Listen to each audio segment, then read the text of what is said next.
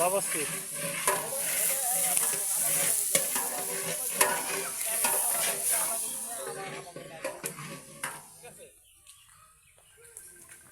কয়জন হে বুঝছে গাড়ি নিয়ে আয় পারবা তুমি আমাকে এরপরে এখান থেকে আমরা এক লগে যাবো। আসসালামু আলাইকুম। তো আপনারা সকলে অবগত আছেন আজকে 17 তারিখ বাবুল ভাইয়ের একটা প্রোগ্রাম, বিশেষ করে দীর্ঘ 13 বছর পরে আমাদের বিএনপির একটা প্রোগ্রাম হচ্ছে মানাইরে। তো তেরো বছর আগে একটা প্রোগ্রাম হয়েছিল, এটা সকলে এই যে কিছু ছবি ভাইরাল হয়েছে দেখছেন, বদুকাজী ভাই ছবিগুলো ছাড়ছে।